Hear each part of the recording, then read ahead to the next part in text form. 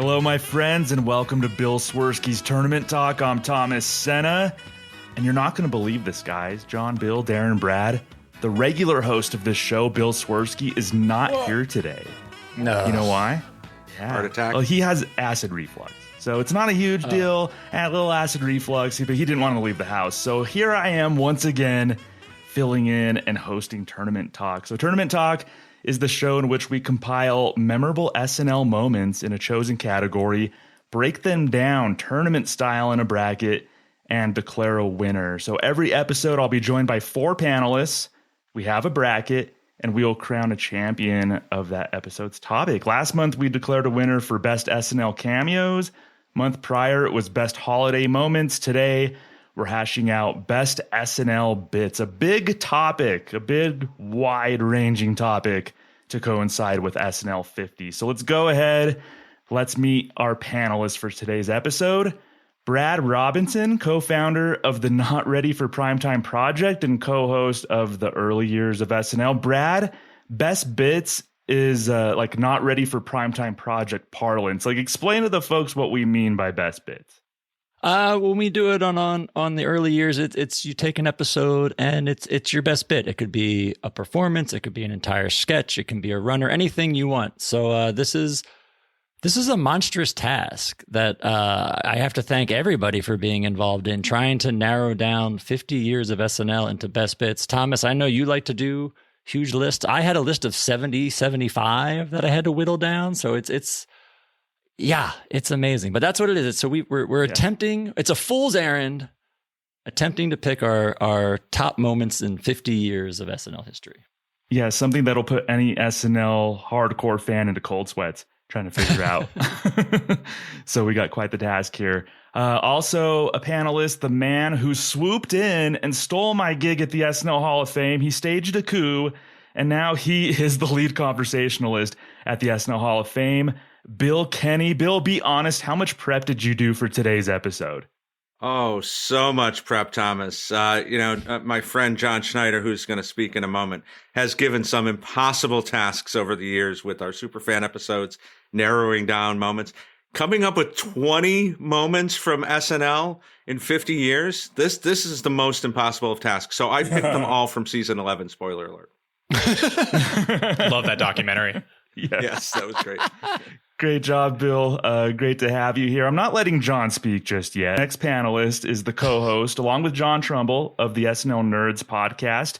I'm speaking about Darren Patterson. Darren, along with breaking down episodes of SNL, you and John cover like SNL movies. So I'm going to put you on the spot. Like, what's your favorite or one of your favorite movies that you've covered on your podcast SNL related? Okay. Well, I mean, if you listen to the episode, I was a bigger fan of it than my co-host John was, but like I love me some MacGruber. All right, the movie was fantastic, and it was.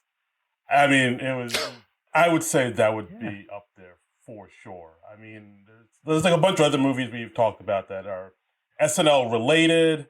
That just have somebody in it that was on SNL, like a cast member or something like that, or a writer. But yeah, for my money, pound for pound, I'd give it to MacGruber. I have no idea why somebody wouldn't have it real high. Actually, recently, John, Bill, and I were on Chris Jericho's podcast talking about SNL movies, and I think we all probably would have had MacGruber super, super high. So that's a great choice, Darren. You expressed before the show that you're not a March Madness guy, so I hope everything makes sense as we go along. I'll figure it out. Awesome. Darren, thank you so much. And of course, my other panelist from the Saturday Night Network, Mr. John Schneider. John, my Pop Culture 5 co-host Jeremy Dove says that he thinks the SNL 40 celebration was maybe the greatest night in pop culture. What do you think of that claim, and can SNL 50 top it? Yes, and yes, 100%. Yeah, I think it was the greatest night of television. I mean, not just pop culture, but when do you ever get anything like that? You could talk about award shows, but it just the magic that they put together, subverting everyone's expectations. Everyone thought it was going to be a clip show, and then you get all these new sketches. It was just so brilliant. And now they have, with all the amazing things that have happened the last 10 years in the world, think about the possibilities for this February. So, of course. Yeah, such a high bar. I know we're all excited for SNL 50. Our topic just gets everybody prepped for what might be in store. So I want to thank all you panelists for joining us today on Tournament Talk. Let's get to some brackets. Let's get to some voting. Let's get to some fighting with each other and stomping our feet. So here's how the show works. So today's topic again, we'll be breaking down best SNL bits. The Bill Swerski's Tournament Talk Selection Committee came up with a 24-moment bracket this time around. So we'll have 8 first-round matchups. The top 8 seeds get buys into the second round. So the top 8 seeds, as determined by the Selection Committee, don't have to have a first-round matchup. They just automatically get sent to the second round. We'll pare down the bracket from there until we declare a champion. The best SNL bit, if you will. All 4 panelists will have a vote in every matchup. If the vote is 2-2, then all get to use a vote and essentially break the tie. So I'm not voting every time. I guess just when it matters. all the power here. But all of you guys will be voting in every matchup. Are our panelists set? That makes sense to everybody? I am not set. I have questions. John. Okay. Of course. Right. Yes, It's a Canadian thing. It is. I'm really clinical, for anyone who's listened to me before, about doing stuff like this. So I would like to establish the criteria in which we are deciding these things, because to me, like when I was on Not Ready for Primetime Project to talk through an episode, I could say my favorite things were my best bits. But if that's what we're doing from the 50-year history of the show, it's going to be hard because we're all going to have favorite sketches and they're all going to differ. But there's a difference between someone's favorite sketches, the best sketches, and then the essential sketches that if someone didn't watch the show, you would recommend that they watch. So could we get like some clarification as to what we are looking for here? Great question. I'm going to turn it over to Well done. It's a little bit of everything. It's primarily, I think, if you had to pick anything, essential probably takes the most weight. Something if no one's seen the show, you have to see it. You have to know about it. It's integral to the life of the show. But at the same time, you got to love it. You got to want it. We don't want people voting for stuff they don't believe in, they don't love. Listen, John, we're not as strict on rules here as the SNN. We're more about having fun and kicking back. So it's kind of however you want to see it. All right. Well, let's see how this goes. Yeah. If you've learned nothing from our podcast, it's that we have no idea what we're doing. We're just here to shoot It's the the shit for wild, a while. wild west here, Brad. That's us. Welcome to the show. Yes, we take pride in this being the wild, wild west. So we'll see what happens. So I am ready to do some voting, reveal some brackets. So let's get going, guys. With Region 1 in this tournament, we have 16 seed Meet Your Second Wife. That's from season 41, episode 9, when Tina Fey and Amy Poehler hosted. They are taking on 17 seed Buckwheat is Dead, specifically season 8, episode 15, of course, famous Eddie Murphy sketch. So the winner will take on Lazy Sunday, which is the number 1 overall seed, but that gets a bye into the next round. Yes. So let's do some voting here with this matchup. Meet Your Second Wife versus Buckwheat is Dead. I want to start with John Schneider for your vote. With the understanding here that we're looking at essential moments that are also really good, I think that the obvious answer to me is Buckwheat is Dead. And I think the relationship between Tina and Amy is a really important relationship to understand the history of the show. And though the sketch is fantastic and one of the better modern sketches, there's other places in the show's history, I think, that better showcase the two of them, their dynamic and their talent, specifically on Update together as a duo. Whereas Buckwheat is Dead, though it is the lower seed, is a fascinating sketch in that it is one of Eddie Murphy's biggest characters. The decision to kill him off on the show is really exciting and creates the storyline for fans. And I believe it spans 3 weeks where they do this runner and storyline. And that in itself is an indication of what the show could do in its earliest years. So for me, this is a no-brainer. Buckwheat is Dead has to go through. All right, one vote for Buckwheat is dead. A great runner, yes. So in season 8, that was just a brilliant runner. Bill Kenny, which one gets your vote? So this, I will start by saying this was my number one seed in my picks because there's a lot of different reasons. One of them is this is the very first thing I saw on SNL when they played a Best of Eddie Murphy sometime in 85 or 86. So it's the very first thing I saw. I was already a huge Eddie Murphy fan. But more importantly to this, not only the historical significance of somebody like Eddie doing this, but the fact that they were kind of prescient with knowing where news was going to go. Like this was one of those things where they were kind of dovetailing the Reagan assassination, Kennedy assassination, all into one moment. And the fact that they kept intercutting it with promos, this is brought to you by Mutual Life because you may be dead tomorrow, just like John David Stutz. There was so many great moments in this that kind of, and to see where news media is today, 40 plus years later, it really was the first moment that we got to see a proper satire of that. So yeah, Buckwheat is moving on. All right, 2-0 here. Darren, was the fact that something was a thing that Bill first watched a consideration for you? No, it wasn't. But yeah, like I mean, as far as these two sketches go, I really like Meet Your Second Wife. Like in my eyes, I think that's a perfect sketch. It's a great concept, great writing.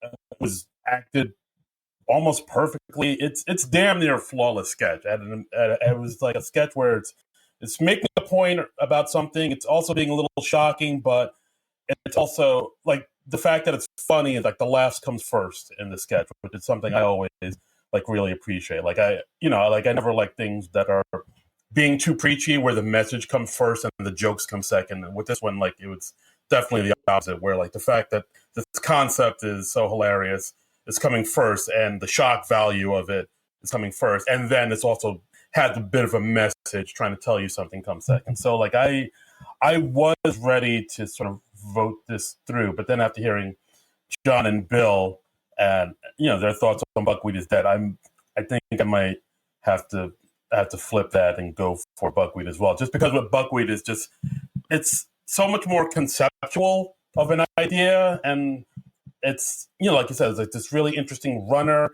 and it's something that I don't think SNL would do, or they don't really do it anymore. No way. No. Yeah, like I mean, maybe they could come back and do it, but I don't even know about that because like in this world of clips and shorts and like YouTube clips and TikTok shorts, and that's how we ingest media now. Like I think something as long and detailed and conceptual as Buckwheat is Dead may not even see the light of day. So I mean, just for the fact that it's something that like we probably won't see again in our lifetime, and it's such an interesting kind of like a long not long con, but like a long sketch, and kind of it kind of takes its time a little bit. I would go with Buckwheat is Dead. All right, so I guess Buckwheat is Dead is moving on. Brad, I know, like, once again, your vote doesn't count right now. I don't know if you want to say your piece in this matchup. Or... No, I will admit, Meet Your Second Wife was actually a sketch I had forgotten about. I had actually revisited for this. And I will say, Darren has a lot of good points. It is a great sketch. Even subtle things, Amy and Tina host the show, and it's little subtle jokes where Amy Poehler has a character name and Tina Fey is Tina Fey. Like little stuff like that just really puts us over the edge. I think it's a really great sketch, but I agree. I think Buckwheat is Dead. It's an easy vote for me to move on. Can I also just say, Thomas, for those who don't remember Meet Your Second Wife, that one of the reasons that this sketch got so popular was in the 2 seasons prior to it, season 39 and season 40, the live sketches were dreadful. It was really pre-tape heavy. And season 41 ended up being a pretty popular season because live sketches started to be good again. So that was an indication of the show being back in its own way. So it definitely deserves its respect, but I understand why it was blown out. Yeah, I understand that too. I probably would have voted for Buckwheat is dead as well. But love one of the better sketches, I think, of the last 10 years. Meet Your Second Wife. That's how good it is. Fortunately, it doesn't move on. Buckwheat is Dead is taking on Lazy Sunday in the second round. Let's get to our other first round matchup, though, in Region 1, 9-seed White Like Me. We're celebrating Eddie Murphy early on here. Another Eddie Murphy is from season 10 when he came back to host. They're facing 24-seed Video Wheel. That was from season 15, episode 5. An interesting one to me that this made the list, but I think it's such a great sketch. Probably Jan Hooks is the star of this. She plays Betty Davis. And as an SNL nerd, geek, I don't know if I can say SNL nerd when Darren's here. It is an SNL geek. I love that this one's here, showcasing Jan Hooks. We have White Like Me taking on Video Will, and Presidential Debate 2000 gets the buy-in. It's waiting for the winner here. So I'm going to start with Brad here. White Like Me against Video Will. I vote for White Like Me on this. I think it is one of the best pre-tapes of all time. I love it. It's great Eddie Murphy. It's written so well. Him going undercover as a white guy in the city of New York and on the bus. It's one of those things, kind of to Bill's point, where it's one of the first things I remember seeing of Eddie Murphy, probably the Eddie Murphy Best of compilation or something back in the 80s. And it's always stuck with me. And upon rewatch, it still sticks. It's still good. I'm sorry, Bill, because I know you love Jan Hooks, and this is another. And I Video Will, I rewatched it to remind myself, and god damn, it's a great sketch. She is so good. I'll let you talk about it, but it does kill me to vote Jan Hooks out in this first round, but I got to go White Like Me.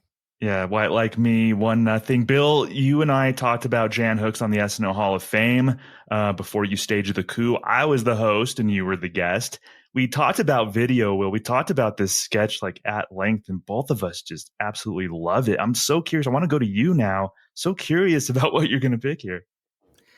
Yeah, I think I have to go with the upset here and pick Video Will, because this is, if you're going to, John alluded to this earlier with, essential sketches, things that you would show an SNL, non-SNL watcher to kind of give them the history of the show. And I think this is one of those sketches that would make every list every time, even though it's now 35 years later. It's so perfectly done. Everyone plays their role so well. And Jan, this is her tour de force. This is her moment. If you don't remember this sketch, this is one of those. She's playing Betty Davis on a videotape, and that she has died, and her kids are sitting in a meeting. Her kids are Phil and Nora, and Lovitz is the oily lawyer. And, it starts by talking about what she's going to give them in the will, but she spends hours talking about her career and things like that. And they keep fast forwarding through the tape. And if you remember videotapes, they made that funny noise when you videotaped, and she's making that noise as they cut.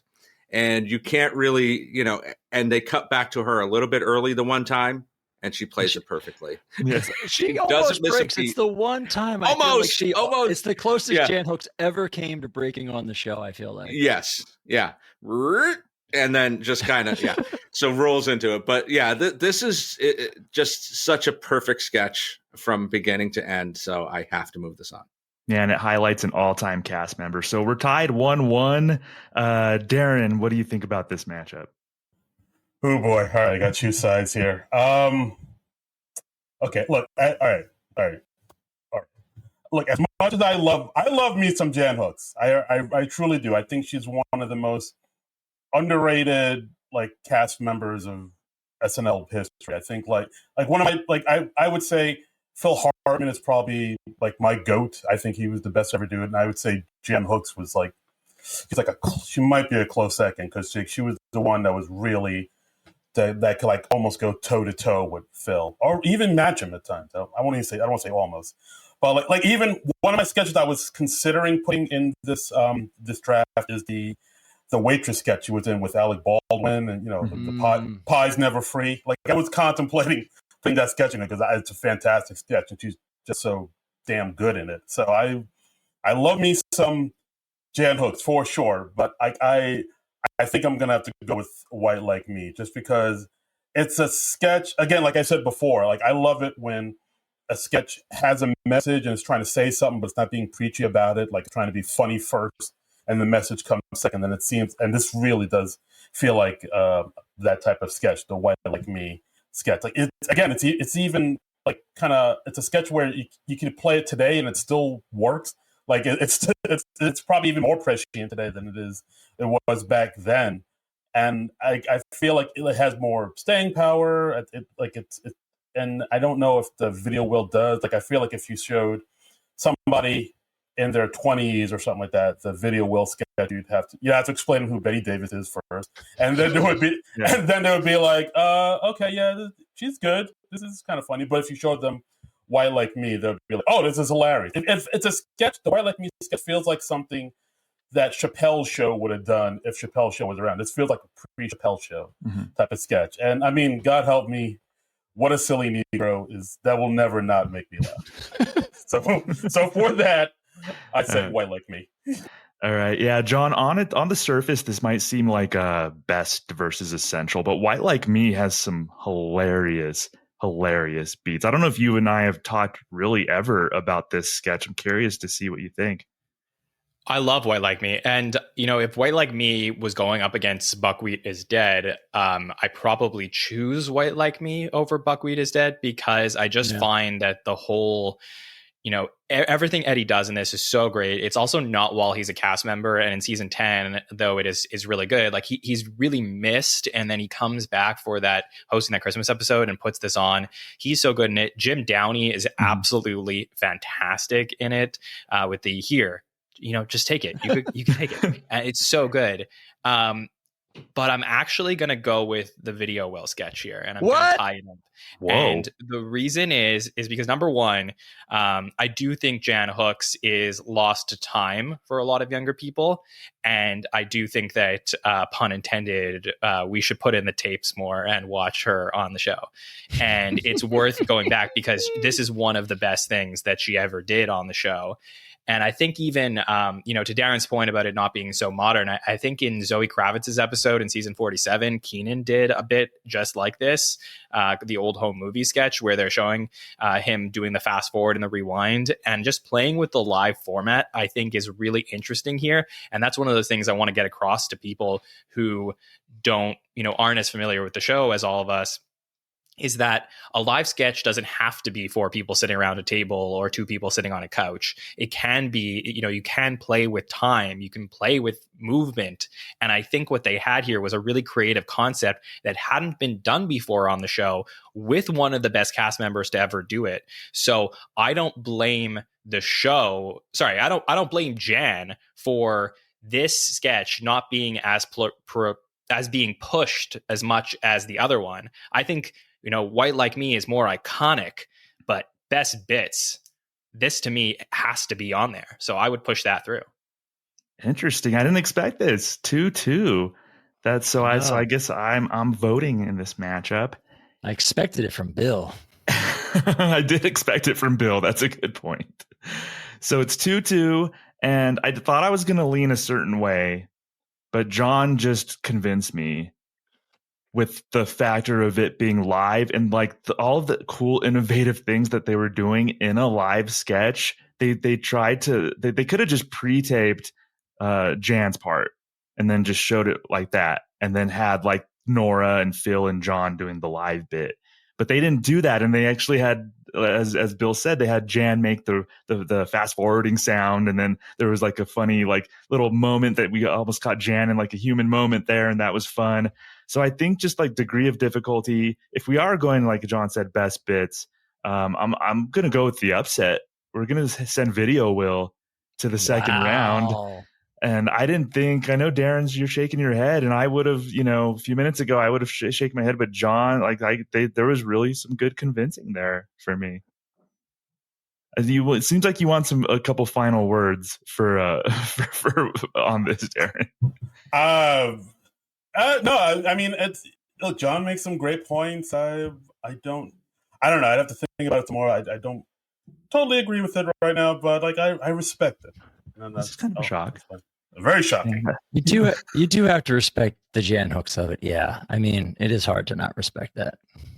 Yeah, we all love Jan, and this is possibly her showcase. That the waitress sketch, amazing Sweeney Sisters, but this is a wonderful just Jan showcase. So Oof. Video Will is moving on. The very last seed barely squeaked into the tournament, and it pulls the upset. So it's going to face Presidential Debate 2000 in the second round. So we're going to go on to Region 2, first round matchups here. 13 seed Goodnight Saigon from season 34, episode 22. That was Daryl Hammond's last episode. It was his last sketch. Too many people just to sit here and list. Like, I'm just like, it starts with Will Ferrell, Daryl Hammond, Kenan Thompson, and Bill Hader, but then just people start walking on and becomes this grand thing.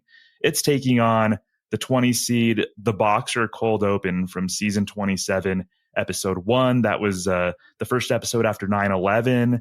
And Rudy Giuliani came on and said a few words and threw it to Paul Simon, who performed The Boxer.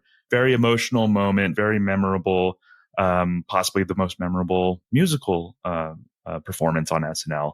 So that's the matchup. The winner of this is awaiting motivational speaker Matt Foley in the second round. But let's get to it. Goodnight Saigon against The Boxer Cold Open. I'm going to start with you, Darren. Yeah, this one was an interesting one. I mean, with the Boxer Cold Open, of course, it's more the SNL board, the more somber moments.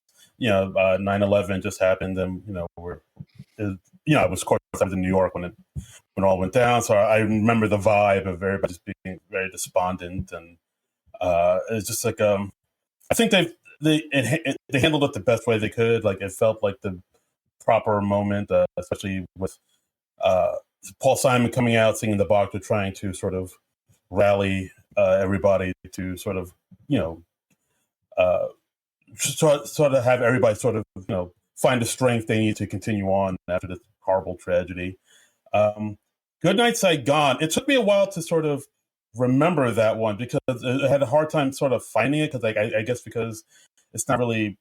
I don't know if it's streaming anywhere or not, but it was like kind of hard to find and like dig music into it. rights. It's the Billy Joel song. There it is. That's why. Yeah.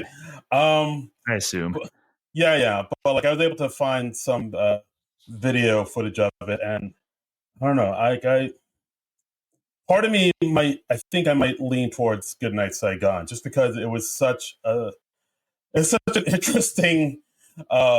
It's just an interesting performance where all these people just kind of came out of nowhere to sing this, Goodnight Saigon they never really explain why they chose that song out of all the songs to sing. And it's just, again, it's something I don't think you'd see on SNL these days, really. And it's just really like they had like people who weren't on SNL. Like Artie Lang came on stage for some reason, just out of nowhere. It's like, what's he doing here? He was there with Norm, and I think Norm pulled Artie on stage, and Artie was just standing there like, "What am I doing? I'm in a sketch now. What's going on?" Yeah.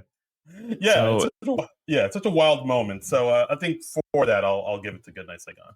All right, Goodnight Saigon. John, both musical performances really between Goodnight Saigon and The Boxer Cold Open. Yeah, I mean, The Boxer Cold Open's interesting, right? Because you have this incredible moment where everyone's turning to SNL and seeing how they're going to handle this. It's like one of the first shows that comes back. The mayor says like, "Oh, we have to get we have to get life going again." And, Paul Simon being so ingrained in the history of the show, hosting that second episode, him coming and performing, it's a really powerful moment. And you get the, can we be funny? Why start now? It's a very iconic moment in the history of the show. Is it a best bit? For me, doesn't even compare or come close to Goodnight Saigon. For me, that is one of my favorite things that the show has ever done. If you watch not a live television show, but a TV series, and you really love it, and you see all of these cameos and storylines that lead up to a season finale, and it all comes together, and you get one of the greatest season finales. That's what happens in this sketch, because you get hosts that have appeared throughout the season that end up coming back in this. You get cast members who left, like Amy Poehler leaves partway through the season. She's back in this. And the idea that this is led by Will Ferrell, who has become, the biggest star in the history of the show after he, left and comes back and hosts this great episode. And the development of the moment of him sitting at a table with Daryl Hammond and a couple other cast members, and he gets up and starts singing, and it's the what's going on here. It's done in front of home base, and it just gets bigger and bigger and bigger. It gives me goosebumps every single time. For me, this is a slam dunk moving that one forward. All right, 2-0. Wow, good night, Saigon. Brad, little known SNL fact: Paul Simon has appeared on SNL before. I don't know if you knew that, being the big Paul Simon fan that you are. Well aware, Thomas. Well aware. I agree with what John had said. I appreciate what SNL did with the boxer in that opening. It was a very important moment in the show's history. I think they did a great job acknowledging what was happening and their return to the show. But I feel like Paul Simon coming out and doing the boxer, any show on television could have done. They could have come out and done an intro and say, ladies and gentlemen, Paul Simon. I think Goodnight Saigon is something, if not only Saturday Night Live, very, very few shows could have pulled off something like that. And I think because of that, you got to give the edge to Goodnight Saigon on this. All right, perfect. Bill, would this have been a clean sweep? It would not. And this was probably the hardest one for me. The musical moments are the hardest to parse through. Everybody's got their personal preferences. I knew Brad, the renowned Paul Simon lover, was going to vote against this. But listen, hold on. I'm the one of the two of us on our podcast that actually kind of like Paul Simon. It's the other guy who can't stand him. The other guy's not here right now. Oh, wow. You're taking the brunt of it here. By association. Okay. Wow. Knives out. No, listen, this to give the full history of it, as far as leading up to this is whatever, September 29th, September 28th, 2001. People didn't know if comedy shows were going to come back, period. Like, there was just this overall feeling of, can we be funny? That was a question asked by everybody. Letterman came back and just kind of gave long monologues about how he was feeling. There was no comedy to be found, no sarcasm, no anything. So for the show to come back when it wasn't sure that it was going to come back that quickly, and to have the firefighters on the stage with Giuliani, it was such a powerful moment in the history of the show. I think I have to give it to that. All right, so it wouldn't have been a clean sweep. It would have been 3-1, but as it stands, Goodnight Saigon advancing. Interesting second round matchup. It's going to be taking on motivational speaker Matt Foley in the second round. The other first round matchup in Region 2, the 12 seed from season 1, episode 18, The Beatles Offer, Lorne Michaels straight to camera.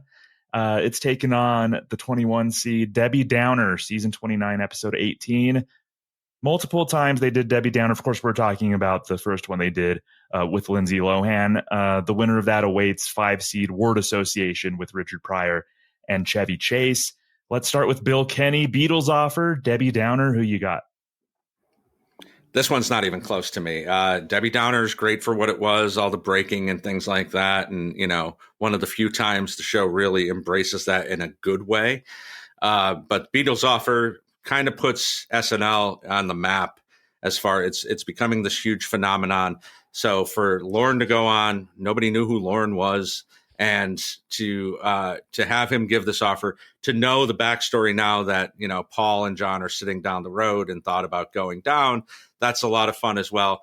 But yeah, this is one of those things that when we watch the 50th in a few weeks, this will definitely be in there. And there's a reason why.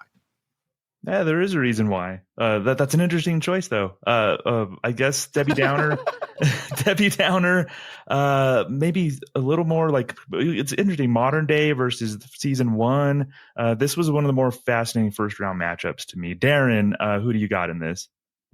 Yeah, I'll go with Bill and then go with the Beatles Offer. Just because, I've always enjoyed. I know the Debbie Downer sketch, but it's enjoyable. It's fun to see everybody break, but I feel like it's a sketch that only reached the heights that it had in SNL, just because the whole thing just kind of went off the rails and just broke down. Like it's very much Lisa from Temecula situation where it was only memorable because it just totally fell apart. Whereas with the Beatles Offer, like, for one thing, yeah, like you said, like, Lorne was in front of camera. No one knew who Lorne was. And to this day, Lorne doesn't make that many appearances in front of camera. So, like, that in itself makes it a little bit pretty iconic. And yeah, it's just a great bit just to offer the Beatles, what was it, $3,000 or just to get together again, and then end with a great button with Lauren saying, "Hey, if you want to pay Ringo less, that's totally up to you."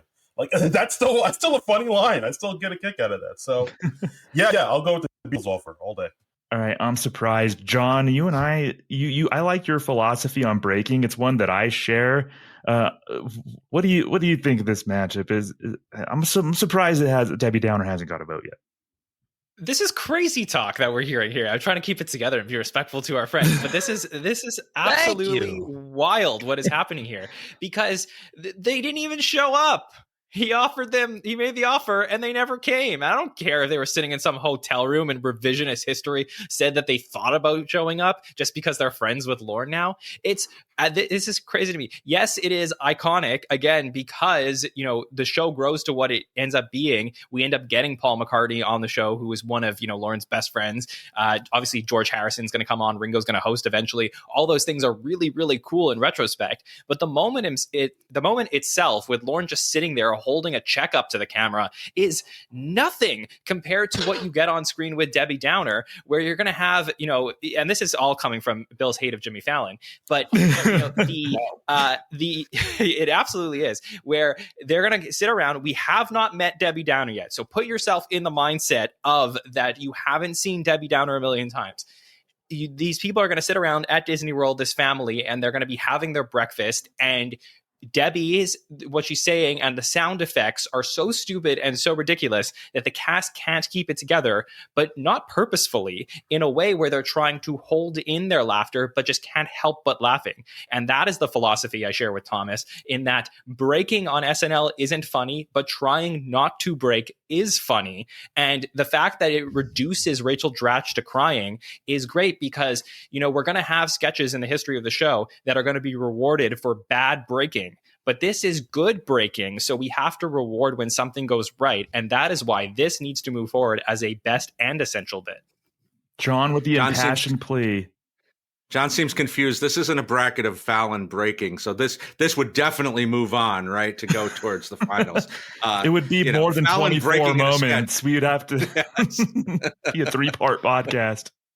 I just don't know how we could reward. Like, I could literally go on our podcast next week and offer the Beatles or Paul McCartney $3,000 to show up, and he's never going to show up on the Hot Take Show. But does that make it iconic? Like, it's like it makes it iconic it makes it iconic because of all the steps that came after that. You get George Harrison the next year coming on and talking about it. 25 years later, you get McCartney coming on and saying, "Oh, geez, I thought he would have given you some of the money." Yeah, if we had all of those moments going up against Debbie Downer, that's fine. But we are talking about just the offer from season 1. Right. Yeah, exactly. Brad, are you going to be on the correct side of the discussion here? John, you ignorant slut. I don't know how. Really? Debbie Downer? Really? Oh my God. Don't shake your head, Thomas. This is nuts. What you're about to do is insane. Nuts. This is nuts that I'm going Beatles offer over Debbie Downer. Oh, first of all, I watched Debbie Downer live when it happened. I had never seen Debbie Downer before. I enjoyed it. It was fun. I think Dretch is amazing, and I think she's fantastic.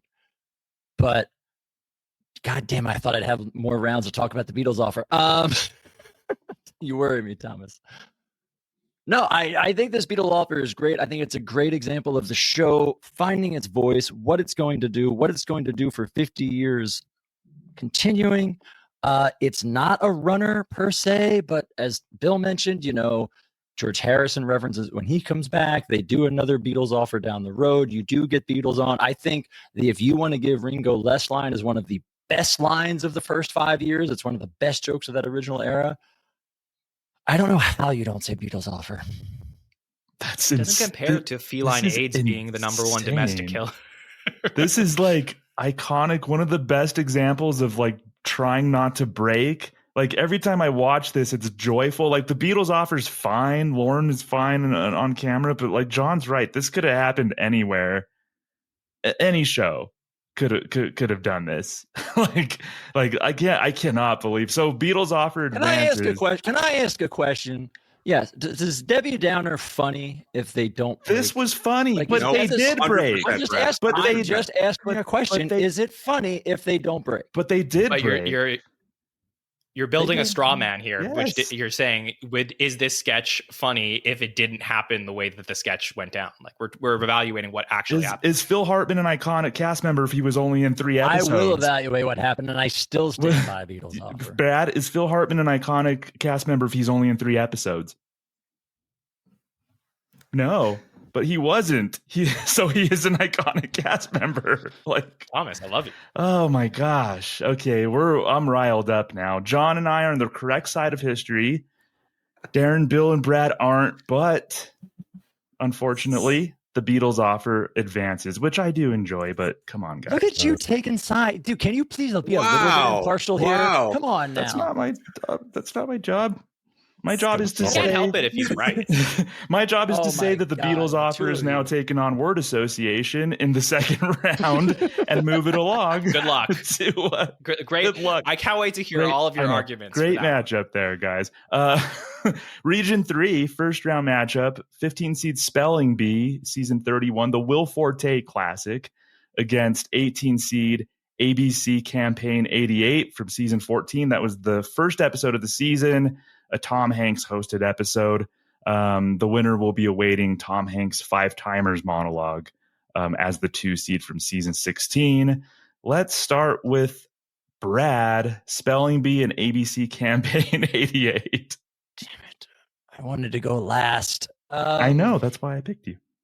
This might be the toughest first round competition for me. Spelling Bee is a great sketch, and it is I think iconic or benchmark 10-1 sketch. It is a great way to end the night. Will Forte is amazing in it. But I feel like I have to go with ABC Campaign. Only this is more for. I mean, the sketch itself is great. It's a great sketch. It's the infamous Dukakis. I can't believe I'm losing to this guy. I love this sketch, and not only for the sketch itself, but for what it represents of SNL coming back into really good political commentary and satire, and I got to reward that. And for what comes after this, so I'm going ABC Campaign. All right, ABC Campaign 88. Bill, ABC Campaign 88, this one's like it's over 14 minutes, but to me, it doesn't feel like it. Yeah, it's almost a Chappelle monologue, right? I mean, this is incredible to think about. And Brad, that's such a great point. I mean, this I'm trying to leave my personal feelings out as far as the politics of it, because it is the moment where I kind of become a fan of politics on top of already being a fan of SNL. This is a key moment with 88 Campaign. It really started the year before when you get Dan Aykroyd kind of coming back and cameoing as Bob Dole. But this is a great moment between John and Dana. But Spelling Bee is one of the most iconic sketches of the last 20 years. Darren and I just talked about this on the SNL Hall of Fame for Jack Black's candidacy. You have so many different layers going into this. You've got Parnell playing the straight role. You've got Forte at his utmost Forteist. And then you put the cherry on it with Jack and Tenacious D doing their thing. So I have to give it to Spelling Bee here. All right, it's tied at 1. I've talked with John Schneider before about the ABC Campaign 88, Pop Culture 5. Listen and subscribe wherever you get your podcasts. I'm going to go with Darren right now to share your vote here in this matchup. Yeah, I mean, both of these are fantastic sketches. I mean, the ABC Campaign. It's one of those sketches I didn't realize how long it was till I rewatched. It's like, wow, this is a long ass sketch. It's like, again, it's something that SNL doesn't really do anymore unless you're Chappelle, smoking a cigarette and talking. But yeah, it's one of those things where it did remind me of how good like their political humor used to be. Like that's the one thing I think about SNL nowadays. Like when they talk about politicians, it's more like surface level stuff about kind of mostly like how they like when they were doing jokes about Biden. It's all like, oh, he's old, and it's like they don't really talk about like his policies or anything like that. And but with this sketch, it was a little bit more detailed and getting more into the weeds of it, of what each candidate stood for. I mean, both performances were great. Again, you have Lovitz as Dukakis. I can't believe I'm losing to this guy. I love the part where they brought out Dan Quayle, and it's just like a little boy in a suit. Like that always made me laugh. It's like he's great. I can't wait to be his running mate. That'll be great. Like this little, Opie type of kid just coming out in the suit. So there is a lot to like in this long sketch, but I think I'd have to give it to Spelling Bee because it's Forte at his best, like him just delivering all those letters with a straight face. He never breaks at all. Just stone faced at the whole thing. And I think I talked about this on Bill. This seems like a sketch. I feel like if it came out now, SNL wouldn't know how to write an ending for it. Like maybe they'd make it like you get one of those commercial endings, like, oh, this is actually a commercial for Burger King. Like one of those things. But the fact that they kept it with Kyle and Jack from Tenacious D singing a song about it, and it's actually a song about Jack Black, and making it that, just this absurd ending makes it even better. So I think, as much as I do like the Campaign 88, I'll give it to Spelling Bee. All right, John, we did talk about the Campaign 88 one on my other podcast, but you and I, Will Forte is our favorite cast member, so I'm curious to see where you're going to go here. Yeah, I do think ABC Campaign 88 is probably one of the most important sketches in the history of the show. It's just, having, Hanks there opening it up, and then this moment, with Lovitz and Dana. I think it's a really, really important sketch. However, looking at this bracket, I'm surprised that Spelling Bee is the only Forte sketch that made it here. I would have probably put the Dancing Coach sketch or the Trick or Treat sketch with John Hamm over Spelling Bee. But I think that, to do this exercise properly, we have to talk about all aspects of the show. And there's another debate sketch that's in this bracket that I think is more iconic and more important to talk through and move forward. And I think we need to reward and celebrate the king of the 10 to 1s who just crushes this sketch. And it is really a truly memorable night for Saturday Night Live. So because of that, I got to move this one forward. Spelling Bee. Oh, man. Wow. ABC Campaign 88's like, maybe in my opinion, the best political thing that SNL ever did. So that you have a case for it. Yeah. So I'm surprised. To me, this isn't even in the top 4 things that Will Forte ever did. So I agree with you, but that's a wow. shame on all of you who didn't put 20 Will Forte sketches in your potential. Okay. Wow. Okay. So Spelling Bee advances. I think this is another kind of crazy one, but I'm just the host here. So Brad, you and I are on an island right here. Oh, now you're just the host. How convenient. So, wow. Stay where you belong, Thomas. Yeah. So Spelling Bee against Tom Hanks' 5-timers monologue in the second round. So the other first round matchup in Region 3, 10 seed Black Jeopardy from season 42, episode 4. That was the Tom Hanks Black Jeopardy, taken on 23 seed What's That Name from season 44. I think the 2 most recent sketches that we have on this list are battling it out here. The winner will face Reagan Mastermind from season 12. So I want to start with Darren. What's That Name and Black Jeopardy? Oh, wait, sorry. Black Jeopardy all day. This one was fantastic. Look, as much as I love What's That Name, because I believe this is the one with the John Mulaney episode, and they brought back Bill Hader for it. And like of that night, I thought it was a sketch of the night. Maybe the sketch of the season. I'd have to go back and look, but I really loved everything about that sketch. I love the back and forth between Hader and Mulaney, and again, like the whole thing is built on this premise of how we kind of know the names of all these celebrities and all these people on TikToks and YouTube celebrities and whatnot, but we don't know the name of like. We don't know the name of the girl our best friend is dating or something like that, like something relatable like that. It's a great premise, and I think the two of them really elevated it, especially Hader. Hader was on his A game in this sketch. I I really liked it. But I mean, Black Jeopardy, it was just like on another level because like it's a thing where you think you know where it's going. It's like, oh, okay, so it's like it's a Black Jeopardy sketch. It's like two Black contestants, and there's Tom Hanks with his MAGA hat. So you think you know where it's going, but then it takes you like I did not see that twist coming where it's like, oh, he like so when like it was so weird because like you see the twist, it's like, oh, this is where it's going, and like you kind of realizing it the same way the audience realizes it. You both realizing it at the same time, like, and I was like, oh, that's really a cool twist, and it was just one of those things, like I said before, where I love it when a sketch has a message, something it's trying to say, but it's not being preachy about it. It's like the laughs come first, and this is another sketch where that's like full on display. So yes, Black Jeopardy. Okay, yeah. So Black Jeopardy, same night, John, as David Pumpkins. And I think it seems like David Pumpkins won the proverbial battle, but it feels like Black Jeopardy has won the war. Like it seems like that one's the one that's resonated with people years on.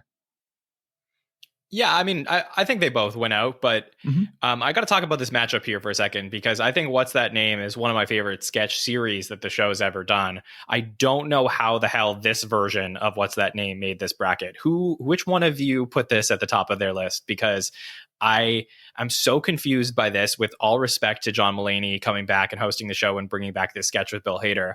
But the original one with Norman the Doorman, or the second one with Justin Timberlake not knowing who Chris Kirkpatrick was, are so much better to me than this version, which is sort of just a reprise of what we've seen. Like, yeah, it was cool. We haven't seen this in a long time. And Bill Hader being back on the show is like always fantastic. But like, this to me was losing against every other sketch in this bracket. So I am absolutely putting Black Jeopardy through. All right, Black Jeopardy. Was it you, Bill? It was not me, but I had the other. Was it me? I had the third Debbie Downer on my list as opposed to this. I don't know if that. No, this is probably the two best original game show ideas that the show has had over the last 10 or so years, and it's not even close for me either. Black Jeopardy, all the way. Not only was it the David Pumpkins episode, it's also the week before Trump got elected the first time. So it is interesting to see and go back and look. A lot of that Trump era stuff is not holding up very well, but this really does. All right. So Black Jeopardy advances. I don't know if What's That Name has a soft spot for you, Brad. No, I agree with John. I prefer the first one with Keenan as the doorman is my favorite of this entry. Black so Jeopardy, who voted for this sketch? How did this get on this bracket? I don't know. I forgot. Was it? Oh. I think. Oh, okay. Is it Darren? John wants to take Darren to task. I don't know. I personally really love this version of What's That Name as well. So I don't think there's anything to apologize for. I prefer this one over the Justin Timberlake one. Do you? I just don't think Lady Gaga just ruins that one for me. Yeah. I gotta say though, Black Jeopardy is one of those sketches, and I remember watching this. I actually forgot it was the David Pumpkins sketch, but there's every once in a while. It's very rare nowadays, but you watch a sketch in real time and you're like, this is going to last. I remember watching Black Jeopardy live that time, and it's like, this is amazing. Like, what they're doing is phenomenal, and it's such a great sketch. It's so this will stand the test of time. It's so good, and as Bill said, especially for the timing in which it came, just was like the cherry on top of it pushed that already good sketch to a next level. All right, well, a matchup I'm pumped about next round: Reagan Mastermind taking on Black Jeopardy. We'll see what happens. So Region 4, 14 seed James Brown's Celebrity Hot Tub from season 9, episode 4. Another Eddie Murphy into this bracket against seed 19 Dick in a Box from season 32. We all know Dick in a Box. Awaiting the winner of that is Behind the Music Blue Oyster Cult, better known as the Cowbell Sketch. So, John, let's start this off. Dick in a Box or James Brown's Celebrity Hot Tub? Yeah, I mean, look, James Brown Celebrity Hot Tub, one of the most fun sketches you can ever go back and watch. And I think Eddie puts on a show and shows how amazing he is. Dick in a Box changed my life. Like, I could never look down at my body and think like I did before I saw it. Like, I honestly think that this completely changed my life trajectory, because I, started making music videos myself after watching this sketch. I had Holes so in much. boxes? You never know. But I just think like the game changing aspect of like, we could talk about Lazy Sunday and what that did for the show, but coming back that next year at the holidays, 1 year later, and cementing how important The Lonely Island was going to be to the history of the show with Dick in a Box, them working with the, the biggest superstar in the world at that point in Justin Timberlake, and just putting on an absolute banger, to me was such one of the greatest moments. And if you go back and you watch that episode live, and I don't know how many of our listeners have done that, but if you go back and you go out of Dick in a Box into the Barry Gibb talk show that airs right after that, the crowd noise drowns out Justin and Jimmy because people are going so crazy after what they just saw from Dick in a Box. Now we see a music video on the show like every week. But at the time, it was so novel and so important that to me, this is one of the most incredible moments in the history of the show. Yeah, Bill, what do you think? I think I need to see John's videos from that time period and see what he came up with. I think that needs to be on a best of. No, I mean, listen, Eddie is one of my favorite cast members of all time. You can't overstate how important this particular sketches. It was on all the best ofs. It's something that you still see to this day when they mention Eddie Murphy on SNL. But yeah, everything John said, Dick in a Box, iconic, took Lonely Island from, a very good pre-tape machine to maybe the best of all time on the show. All right, 2-0 Dick in a Box. Brad, are you going to take up for older-ish SNL? Yeah, I am. James Brown's Celebrity Hot Tub. I mean, I don't know. You're talking about a time when the pre-tapes or whatever weren't that prevalent or weren't a big deal. I mean, there wasn't a lot of times when there was a African-American dude claiming the stage and running a show on SNL for any time. And I mean, Eddie Murphy owned this show. And this is probably one of the best examples of Eddie Murphy owning Saturday Night Live. It's got everything involved. I mean, this isn't even a contest to me. Celebrity Hot Tub. All right, 2-1. Darren, this is to me maybe one of the most purely like fun Eddie Murphy things on SNL. How do you feel about James Brown's Celebrity Hot Tub? Yeah, I mean, James Brown's Celebrity Hot Tub. It's a great sketch. I mean, it's again like Brad said, it's Eddie Murphy in his prime owning this sketch, like getting basically being the only the lead in this sketch, and like it is a good sketch, but there's not much to it though. It's literally just him. Oh, he's dancing around in a hot tub, and I'm not saying it's a bad sketch. It's a great sketch, but it's all rests on the shoulders of Eddie. Like he sells it. He takes this sort of simple concept and make it what it is. But I mean, Dick in a Box, that really was a game changer. That really did change. Like, people still dress up as those two guys for Halloween today. Like, it still has legs. Like, people are still talking about Dick in a Box today. It won awards. It took the Lonely Island and like took them to the next level. And yeah, I mean, you got to go with Dick in a Box. Just got to.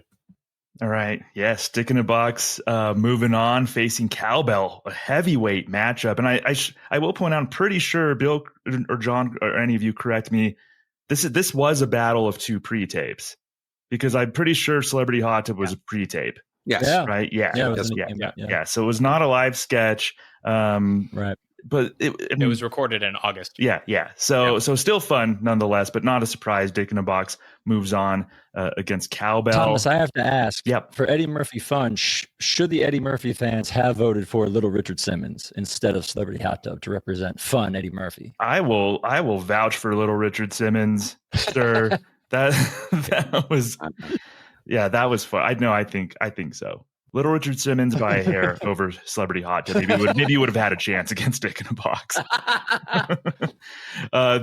The other matchup, 11 seed from season 17, Steve Martin not going to phone it in tonight. Steve Martin and the entire cast, just such a fun spectacle. Not going to phone it in tonight. Taking on 22 seed Farewell Mr. Bunting from season 41. A great example of something that we'll get into when talking about this sketch. The winner moving on to face Chippendales. So let's start with Brad. Not going to phone it in tonight. Farewell Mr. Bunting. You always pick me on the hard ones. Because I see your face. You're like I know, stressed out, and tough. I'm like, it's so tough. Farewell Mr. Bunting is so good. It's so smart and funny. It's such a good sketch. Pre-tape or not, it's really good. I think, though, I fall into Bill's world of when I saw this for the first time and what it means to me personally. I am voting for Not Gonna Phone It In tonight. I think it's one of, if not the best cold opens of all time. It's Steve. It's the whole cast. It calls back to the old era, which I always love. It's meta on itself, which I love. Song number, Smigel wrote this, right? There's just so many things clicking for this. I gotta go Steve Martin. Not Gonna Phone It In tonight. All right, 1-0 Steve Martin. John, I'm a little surprised in a good way that Farewell Mr. Bunting is on this list. Maybe I shouldn't be. It was on my list, but somebody else at least voted for it. So to me, a great example of like gore on SNL, which I don't always love, but this was like a great example. This is the example of gore. Everything that came after it is referred back to Farewell Mr. Bunting, because I don't think that they had done something like this prior, where we get Fred Armisen hosting the season finale of that show and nobody's sure what we're going to get. Are we going to get good Fred, bad Fred for this episode? And we have this moment, and it's completely unexpected, where somebody stands up on their desk and of course says what, continues the lines from the movie, but his head gets chopped off by a ceiling fan, and it just gets absolutely insane. And this is probably the toughest matchup we've had so far in this bracket, because Not Gonna Phone It In tonight is truly iconic in that when we once on our podcast tried to put together the greatest episode of all time with segments from the show, and we had to pick cold opens, we found out that cold opens are the toughest category. There's just not a lot of amazing cold opens, and Not Gonna Phone It In tonight is like the cold open that everybody wants. So I want to send my love to Farewell Mr. Bunting, because I just think it is so, so good. And it will, throughout the years, it will never age poorly. Like, it's always going to be remembered. But because we're trying to show the breadth of the show, I think we have to put Not Gonna Phone It In tonight in the next round, because we have to have a cold open representing us. Yeah, Darren. So like maybe the example of a great cold open, and like the example of like a more niche thing, like gore, and like a funny, good way to do that. Yeah, no, absolutely. I mean, as much as I love the Farewell Mr. Bunting sketch, I was actually watching it with my wife the other day. I don't think she'd ever seen it. And yeah, when that moment happened with Pete, and the ceiling fan, she went like, "Oh God!" It's because it is something that when you see that moment in the sketch, it really does come out of nowhere. I mean, unless you're paying really close attention to be like, all right, there's one ceiling fan that's above Pete, and Pete's kind of tall, so maybe. But if you're not paying attention, it really will kind of shock you when it happens. But yeah, as much as I like that sketch, I'm gonna have to agree with John and Brad and go with Not Gonna Phone It In tonight, just because it's I mean, like logistically, it's such an interesting cold open, because it starts in the in the back in the green room, and then like all that blocking where they got to make their way to the front end of the stage, and yeah, like the way it starts with Steve being kind of like jaded about the show, because like, oh yeah, it's whatever, like the magic of the show is gone in his eyes. And I mean, yeah, it is a very sort of interesting premise for that, and you could say like maybe there was some truth to it, maybe some of the audience is kind of felt that same way too, where it felt like the magic was gone from the original show. So there was like a little bit of truth in there too, which I kind of appreciated too. Like, so the fact that they decided to sort of get over that with this big song and dance, and maybe bring in some topics and maybe feelings that maybe some people were feeling about, like when Steve talks to Lauren saying, oh, it was so good in the 70s, now it's the 80s and everything's yuppie, spend. And Lauren's like, Steve, it's the 90s. What are you talking about? Oh, whatever. Like, there was a little bit of truth in that cold open, which I appreciate. They let you peek behind the curtain a little bit. So just because of that, and just the big spectacle of that cold open and what it was, I'd have to go with Not Gonna Phone It In for sure. So, Bill, you are going to get a chance to talk about Not Gonna Phone It In tonight because it moved on against Chippendales. But I want to actually really hear your opinion about Farewell, Mr. Bunting, which, by the way, Darren, I'd be sleeping on the couch for at least a month or two if I tried to show my wife that, because she hates blood, gore, even if it's in a comedic context, even if it's CGI, cartoon, whatever. So more power to you, but I could never do that. Bill, what do you think about Farewell, Mr. Bunting? Yeah, I mean, I would have made this a clean sweep, but Farewell, Mr. Bunting, there's smart gore versus dumb gore. And sometimes, especially in modern SNL, we go towards the dumb gore, just go for the kind of shock value of it. And it's not really shocking anymore because you know what's coming. We recently got to see some smart gore with the Chappelle hosted episode, but that doesn't happen enough now. And it certainly didn't happen back in season 41. When this was completely unexpected. And I can remember showing this one to my daughter and watching her face, much like Darren talked about, the surprise, getting to watch somebody's initial shock at seeing something like that for the first time is very rewarding. But yeah, I would have made it a clean sweep. There's fun reaction videos on YouTube. Sometimes I'll get it down a wormhole of reaction videos, and it's people watching Farewell, Mr. Bunting. That's a fun one. So another heavyweight matchup in the second round. Not going to phone it into it tonight. Advances against Chippendales. It certainly is a heavyweight matchup. Hi, this is Gary. We're just cutting in here. That's the end of round 1 for Best Bits Tournament Talk. There's still so much more to talk about and so much more to go through that we're going to cut this into 2 parts. So tune in next week for the conclusion of Bill Swerski's Tournament Talk of Best Bits. Good night and have a pleasant tomorrow. Thanks for listening to the Not Ready for Primetime Project.